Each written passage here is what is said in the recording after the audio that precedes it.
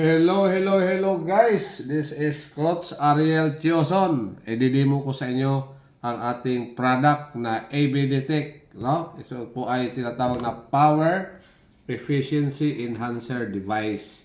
So ito po ay mas mapapakinabangan po natin at mas bagay po ito lalo na doon sa mga tao o sa mga household na medyo malakas gumamit ng kuryente. Okay, yung mataas yung bill. Okay, so ngayon, gusto ko lang pong linawin.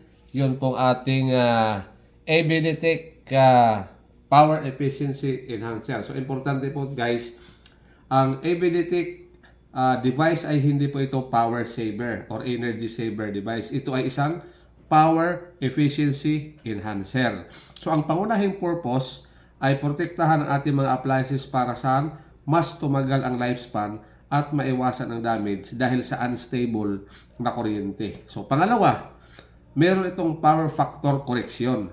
So, ibig sabihin, binabawasan ito ang tinatawag na reactive power o yung kuryente binabayaran mo pero hindi naman nagagamit. Okay? So, kaya imbis na sayang ang kuryente, nagiging mas efficient ang flow ng electricity sa system mo. So, ang resulta, mas stable ang voltage, less overheating, lower system loss, at mas maayos ang performance ng appliances. So yun ang benepisyo guys sa atin pong device. At dahil less wasted electricity, naturally bumababa naman ang electric bill mo kumpara sa walang power efficiency enhancer. Plus, meron pa itong tinatawag na surge protection. Yun ang kagandahan. Appliance protection, eco-friendly, kasi nagre-reduce siya ng carbon footprint. At ang maganda, maintenance spread yan. Kaya kung gusto natin pang long-term na proteksyon ng ating mga appliances, at the same time ay makabawas ng wasted electricity, ay wala nang iba na smart move kundi itong ating power efficiency enhancer. So ngayon, ipapaliwanag ko at i-demo ko sa inyo. At ito ay live na i-demo ko sa inyo kung paano nga ba nakakatulong siya sa atin pong mga device. Okay? So ngayon, ito naman po yung ating tinatawag na demo kit. So ito po yung ating demo kit. Representation siya ng gamit natin sa bahay. Di ba sa bahay natin, meron tayong kontador. Alisin ko muna to. Okay? So meron tayong outlet, meron tayong socket, at i-on na natin to. Okay? Ang tawag naman po dito ay digital meter reader. So, ayan, ilapit natin yung camera. Okay?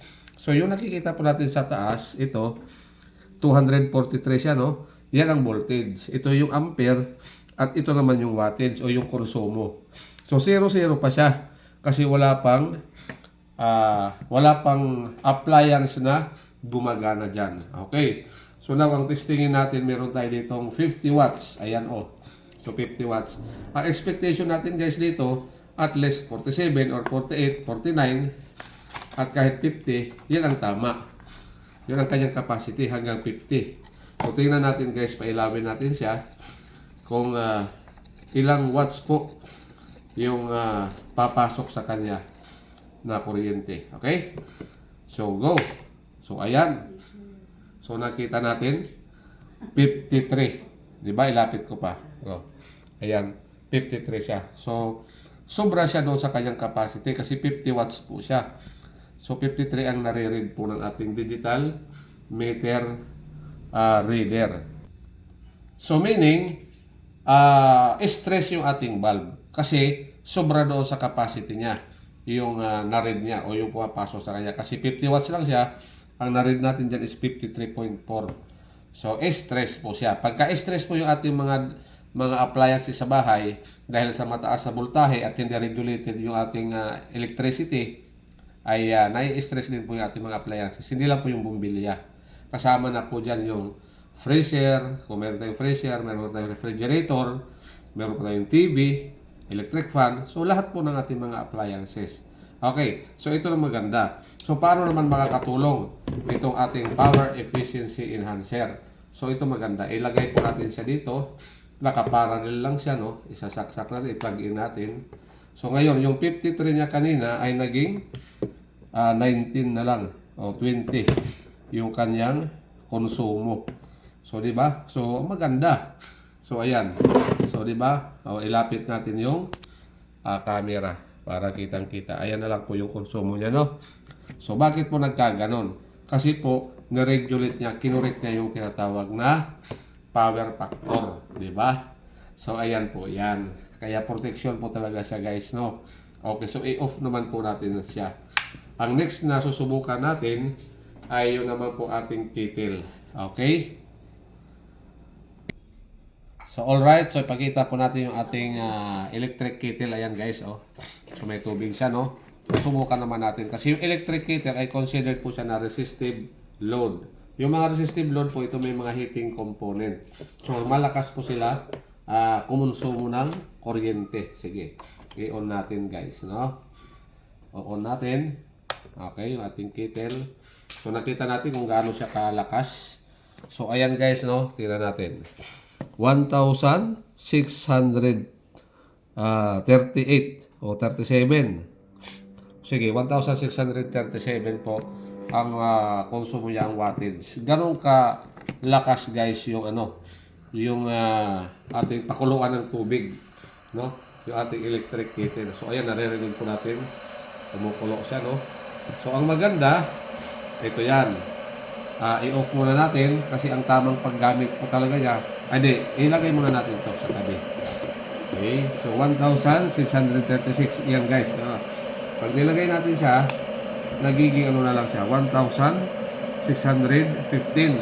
So kahit pa paano, nakabawas po siya. Pero ang talagang original na tamang paggamit po nito, i-off muna natin, no? Off muna natin. Ito po ay tanggalin natin siya. Dito po talaga siya nilalagay, guys. Pakita ko sa inyo. Ito ang ating device. At dito po natin siya ilalagay. Kasi mayroon po siyang dito. Ayan, oh. Ay, pa-plug natin dito sa, ayan. Pag na-plug natin siya, so ayan na. And then i-on ulit natin. So, di ba kanina 1,636. So, ayan, narinig natin. Narinig natin yung ating kettle. So, kumukulo pa rin siya, guys, no? So, 41 na lang po yung kanyang konsumo. So, okay? So, ganyan po kahusay po yung ating device. Kaya natutulungan po, unang-una, na bumaba yung konsumo kasi nakukorek po yung daloy ng kuryente. Nagkakaroon po ng correction. So, na hindi po tayo nagkakaroon ng ng wasted electricity, no? So, ayan siya. So, ayan, kumukulo naman yung ating yung ating electric kettle. So, ayan po. Kitang-kita naman po natin, guys. Kulong-kulo. Ayan, oh. Ayan. Okay. Alright. Okay. So, kumukulo siya. So, ayan. Nag-automatic na siya. Nag-turn off, no? Kasi kumulo na siya, guys. Okay. So, ayan. So, tanggalin na natin siya. Okay? So, ang next naman na susubukan natin, guys, ay itong ating electric fan. So, ito yung ng electric fan. Pakita ko sa inyo yung electric fan nandito. Okay, so, ayan po. Ito yung electric fan. Ito yung electric fan natin. Ito siya. So, ipa-plug natin yung ating electric fan. Dito. Ayan. So, i-on natin. On natin. So, ayan. Number 1. Okay, so yung number 1 niya, gaano siya yung konsumo niya? Ayan, 46. 46 yung watts yung konsumo niya. Ilagay natin sa number 2. So, tingnan natin. Ilapit natin yung camera. Okay, so naging 51 na siya. So, habang pinapalakasan natin yung electric fan, tumataas din yung konsumo niya. O, ilagay natin sa number 3. Ilan na siya? So, 56. Ito maganda, guys. So, lahat ng inductive load, ang tawag po dyan. Kasi may motor siya, may motor. Hindi siya pwedeng ilagay dito sa, hindi siya pwedeng ilagay dito sa ating device. Kasi yung device natin, ito, ipaparallel lang natin. Di ba nakasaksak siya dyan? Dito lang. Okay? So, yung 56, naging ilan na lang yung konsumo niya. Okay? So, ilapit natin yung camera. O, naging 21 na lang. So, ganyan kahusay yung ating device, guys, no? Ito, literal talaga kasi ito ay may motor, ay inductive load po siya. Ito yung mga demotor katulad ng ref, ng electric fan, ng freezer, ng aircon, mga air conditioner po natin ay ano sila, malakas po sila magtapon ng electricity. Nagpo-produce po sila ng tinatawag na reactive power. Pero ayan po, na-regulate po. Okay, so pinigilan niya po yung pagtapon ng kuryente. So ganyan po, kahit idagdag po natin itong ilaw, isabay po natin siya, o 75 lang. Samantala, 50 watts po itong ilaw natin. Hindi po ba? So ayan po, pero kagandahan. So now, itong ating device, ayan po, plug and play lang siya. Pero doon po sa mga mas mataas ang bill, kasi itong device natin na to na nasa demo is ano siya, para lang yan sa mga 3,000 pababa yung kanilang bill. Okay?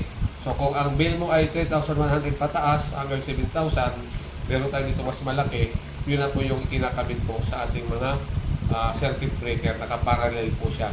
At may mga certified electrician po tayo na magkakabit po doon. Okay?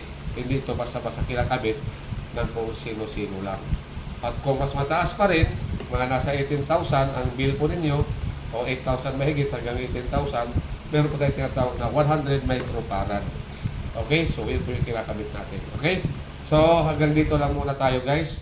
Kung ikaw ay interested na magkaroon ng ganitong device para sa mas detalyado na information, ay kontakin nyo lang po ang inyong lingkod para pag-usapan po natin. Alright? God bless po.